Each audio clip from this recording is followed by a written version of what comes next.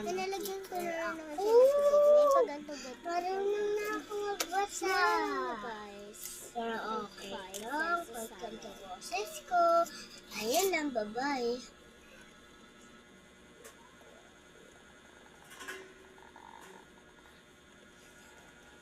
Yung para bang ang gano'n nito.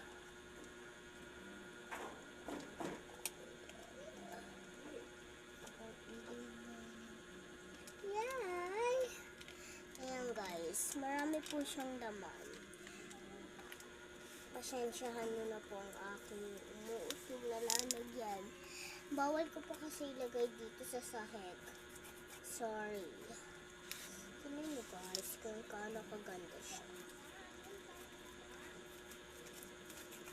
Super ganda.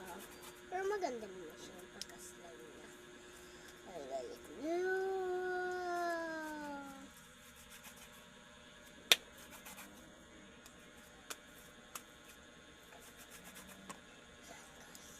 Singkit po.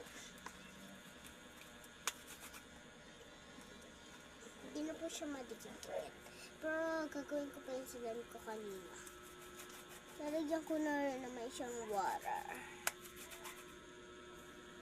So guys, minsan nagagabi na ako dito natapos. Umaga pa naman. Hanggang di ako tumitigil eh. Kuha na kuha si Papa. Dati naman nung grade kinder ako, ganda-ganda ko pa rin eh. Singkat pa mukha ko. Pero ngayon, hindi na.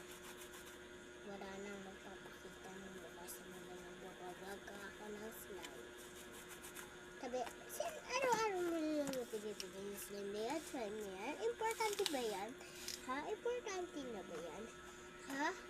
Makapagkapanta mo sa school ng baon mo slime. Ha? Baliw ka na ba, mama?